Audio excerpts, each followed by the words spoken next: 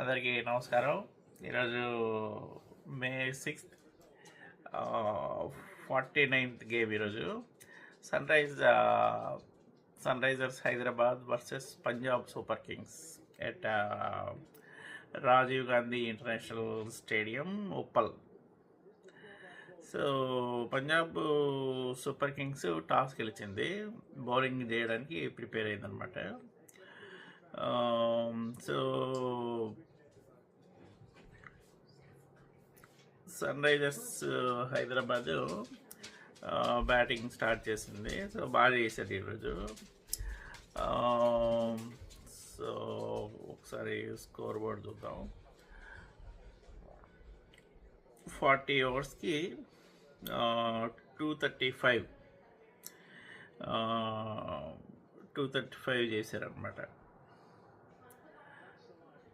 For losing 4 wickets. Abhishek Sharma, Travis Head మంచి openers బాగా start చేశారు. అభిషేక్ 35 రన్స్ చేశాడు 13 బాల్స్లో, 2 4లు 4 6లు. ట్రేవిస్ హెడ్ కూడా మంచి పార్ట్నర్షిప్ ఇచ్చాడు, 38 రన్స్ ఇన్ 19 బాల్స్, 3 4లు 3 6లు. తర్వాత ఇషాన్ కిషన్, క్లాసెన్, వీళ్ళిద్దరు కూడా బాగానే స్కోర్ బిల్డ్ చేశారనమాట. Ishan Kishan 55 runs in 32 balls. Klaasen ఒక రకంగా చెప్పుకోవాలంటే ద్రావిడనే చెప్పుకోవాలి.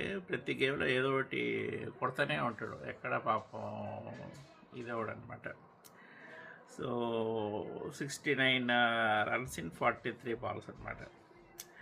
నితీష్ కుమార్ కూడా వచ్చి కొంచెం బాగానే స్కోర్ లాగాడు, చివరి బ్యాట్స్మెన్. సో 29 రన్స్ చేశాడు 13 బాల్స్లో. సో ఇప్పుడు సన్ రైజర్స్కి అయితే ఎక్కువ ఛాన్సెస్ ఉన్నాయి. 235 మంచి స్కోరు. మన గ్రౌండే కాబట్టి, పిచ్ కూడా తెలుసు కాబట్టి they can control Punjab super kings. So sun రైజర్స్కి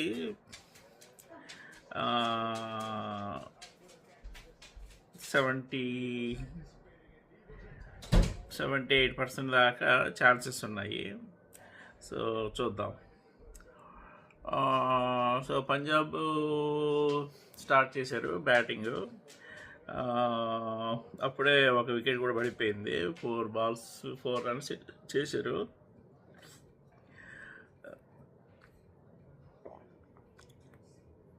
ప్రియాన్షార్య, Simran Singh ఇద్దరు స్టార్ట్ చేశారు. ప్రియాన్షార్య ఇప్పుడే అవుట్ అయ్యాడు. కమిన్స్ బౌల్లో మలింగా క్యాచ్ పెట్టాడు అనమాట. సో అది వీళ్ళ స్కోరు. సో సన్ రైజర్ ఒక వికెట్ పడేసరికి ప్రాబిలిటీ కూడా పెరిగింది మన సన్ రైజర్స్కి. 87% విన్నింగ్ ప్రాబబిలిటీ అనమాట, అండ్ కింగ్స్ 13%. యా, సో ముందే అనుకున్నట్టు Punjab Sunrise Super Kings 235 చేశారు, పెద్ద స్కోర్ ఇది. సో పంజాబ్ చేస్ చేయడానికి ట్రై చేశారు. సో ఇది డెఫినెట్గా హైదరాబాద్కి తెలిసిన గ్రౌండ్, సో వాళ్ళకే ఎక్కువ ప్రాబిలిటీ ఉండింది అనమాట విన్నింగ్కి. సో అనుకున్నట్టే పంజాబ్ కింగ్స్ 202కి చతికిలబడ్డారు అనమాట, ఫర్ 7 వికెట్స్. సో పంజాబ్ కింగ్స్లో చూసుకుంటే కూపర్ కానలీ, సో ఇతను 107 చేశాడు ఇన్ 59 రన్స్, 7 4s 8 6లు. తర్వాత మిగతా అంతా మామూలే. సో అట్లా చేసి 202 వరకు లాక్ వచ్చారు.